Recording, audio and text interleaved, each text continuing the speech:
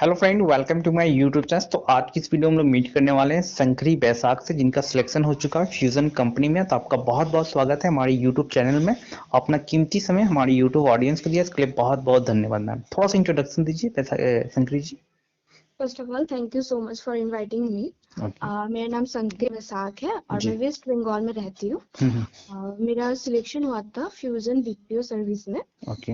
यहाँ पर मेरा मीशो से एक ईमेल पे था मेरा जॉब रोल। और ये प्रोसेस था फुल ब्लेंडेड प्रोसेस। अच्छा इसमें अच्छा आपको ईमेल्स और कॉल दोनों ही लेने पड़ते थे, अच्छा लेकिन अच्छा। कॉल बेसिकली बहुत ही कम होता था। तो जैसे आपका टारगेट हुआ 120, तो आपका कॉल उसमें मैक्सिमम 20 तक ही जाता था, ज्यादा कॉल नहीं जाता था उसमें। अच्छा अच्छा और अच्छा। उसमें भी बहुत आपका जैसे कॉल रिक्वायर तो सब में नहीं रहता, क्योंकि ये ईमेल प्रोसेस था। अच्छा तो अच्छा। जिसमें कॉल रिक्वायर रहता था उसी में आपको कॉल करना पड़ता है। Very good.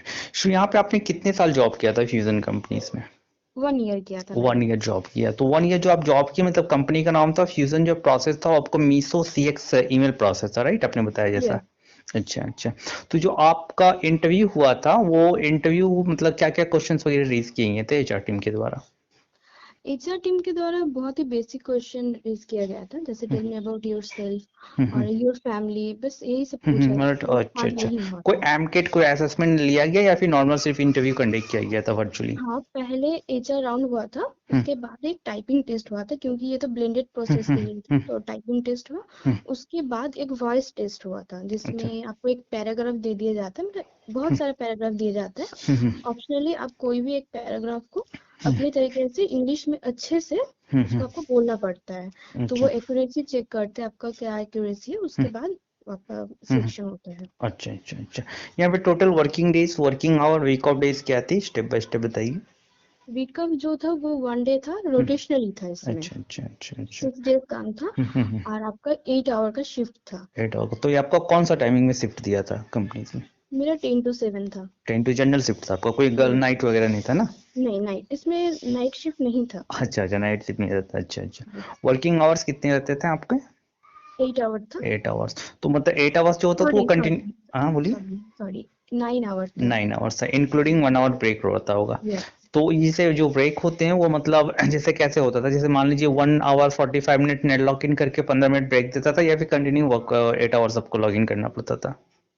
नहीं, ये अपने ऊपर ही निर्भर था। अगर जैसे हम लोग 15-15 का भी ले सकते थे, 15 मिनट का ब्रेक, या फिर आप 1 आवर अगर फुल चाहे तो वो आप अपने सिस्टम पे ब्रेक लगा के 1 आवर का भी फुल ब्रेक ले सकते हैं। अच्छा अच्छा अच्छा अच्छा। तो जैसे मान लीजिए ये आपका जॉब था जी, वर्क फ्रॉम ऑफिस जॉब था, राइट? यस। तो आपने कभी ये कोशिश किया कि इसको वर्क फ्रॉम होम में कन्वर्ट कर ले, टीएल से बात करके या असिस्टेंट मैनेजर से बात करके? नहीं, मैंने ये कोशिश नहीं किया था, बट हाँ, मैंने कभी कभी वर्क फ्रॉम होम लिया था, जब मुझे कोई काम के लिए कहीं जाना पड़ता था, तब मैंने टीएल से या फिर अपने मैनेजर से वर्क फ्रॉम होम 1-2 दिन के लिए लिया था, ज्यादा दिन के लिए नहीं लिया था। अच्छा अच्छा। मान लीजिए कि आपके ऐसे बहुत सारे ऐसे प्रोफाइल हैं जो कि जॉब सर्च कर रहे हैं अपने लोकल में, चाहे वर्क फ्रॉम होम हो या वर्क फ्रॉम ऑफिस हो। तो आप उनको क्या कहना चाहेंगे कि वो कैसे जॉब सर्च करें, कैसे क्या क्या उसमें वो एलिजिबिलिटी क्राइटेरिया होनी चाहिए थी कि वो जॉब क्रैक कर ले या फिर इंटरव्यू क्रैक कर ले? फर्स्ट ऑफ ऑल, आपको जो बेसिक एचआर राउंड्स है उसके सारे क्वेश्चन आंसर अपने दिमाग में खुद से ले जाने पड़ेंगे, ठीक है? रटने से तो होगा नहीं उसमें, क्योंकि एचआर कुछ भी पूछ सकते हैं। तो राइट जो राइट। नॉर्मली बेसिक क्वेश्चन होता है वो सब अच्छे से रेडी करके, और उस आप जिस प्रोसेस के लिए जा रहे हैं उस प्रोसेस के बारे में भी आपको अच्छे से जानकारी होनी चाहिए, कि जब एचआर आपसे कुछ पूछ ले तो आपको उसका आंसर दे सके। Right right, very good. और सो इंग्लिश टाइपिंग कॉम, जो है वो हाँ भी हाँ। अच्छे से अ- करके जाना अच्छा, है। मैंने टाइपिंग स्किल इसलिए इम्पोर्टेंट है क्योंकि वो नॉन वॉइस था या फिर ईमेल प्रोसेस था। अगर वो वॉइस में यस। जाता है तो टाइपिंग का I think it's not required, right? Yes, फिर भी 23 हाँ, फिर भी तो टैगिंग तो करना लगेगा। हाँ, पड़ेगा, वो तो मैं टाइपिंग समझ रहा करना हूँ ही पड़ता आप। है। जी जी जी। तो जी। इंग्लिश क्या कितना मतलब इम्पोर्टेंट रखता है बीपीओ डोमेन के लिए? क्योंकि ऑलरेडी एक्सपीरियंस बन ली है, तो आप बता सकती हैं कि इंग्लिश कितना इंपॉर्टेंट है। अगर मैं वर्क में बात कर लूँ तो जो आपको वर्क था वहाँ पे इंग्लिश नेसेसरी था, या फिर नॉर्मल बेसिक इंग्लिश रहने से भी काम चल जाएगा? नहीं, जो मेरा वर्क था उसमें आपको बेसिक इंग्लिश आपको आना ही चाहिए, ठीक है? उसमें मतलब आपका सारा काम तो उसमें इंग्लिश में होता था। हम्म। और ये तो फुल वॉइस प्रोसेस था नहीं, तो जो ईमेल्स आते थे वो सारे इंग्लिश में ही आते थे। आपको रिवर्ट बैक भी इंग्लिश में ही करना था, तो इंग्लिश नेसेसरी था। अच्छा अच्छा अच्छा। तो जैसे मान लीजिए कि आप क्या कहना चाहेंगे, जैसे मान लीजिए जो लोग आपको सुन रहे हैं, हमारी जो ऑडियंस है वो आपको सुन रहे हैं, उनको अगर आप क्या सजेशन देना चाहेंगे अगर वो बीपीओ डोमेन में एज अ करियर बनाना चाहते हैं या बनाना चाहती हैं, तो उनको क्या कहना चाहेंगे?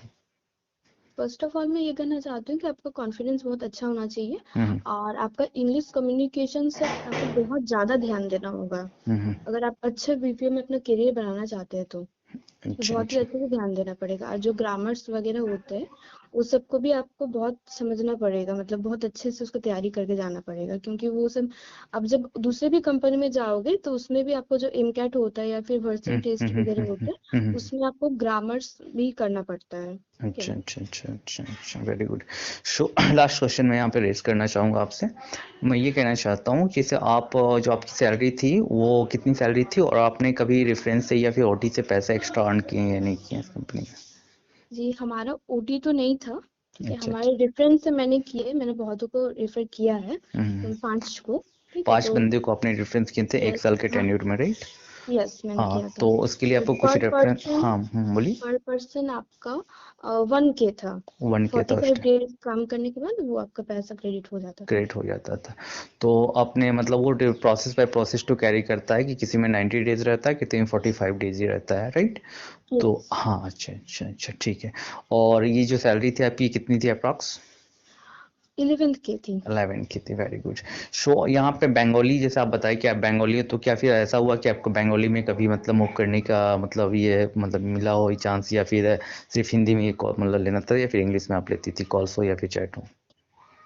नहीं, मुझे कभी ऐसा चांस नहीं मिला कि हम्म, मैं बंगाल में मूव कर पाऊँ। अच्छा ठीक है, अच्छा अच्छा अच्छा। तो बेसिकली अब जब कॉल करते तो वो डोमेस्टिक था तो आपको इंग्लिश में उतना रिक्वायर नहीं होता था। ठीक है, अच्छा आप अच्छा हिंदी अच्छा। या फिर आप रीजन देके बंगाली में भी बात कर सकते थे। Very good. ठीक है, बहुत बहुत धन्यवाद अपना कीमती समय हमारे यूट्यूब ऑडियंस को देने के लिए, और अपने काफ़ी अच्छे तरीके से बताया कि किस प्रकार जो है और फ्यूजन में 1 ईयर जॉब की है, और क्या वर्किंग डेज था, क्या working hours, week off days, salary total A to Z आपने कवर किया, और अपना कीमती समय हमारे यूट्यूब ऑडियंस को दिया। इसके लिए बहुत बहुत धन्यवाद। Thank you so much. Thank you so thank you much. Hari ji, thank you, have nice day.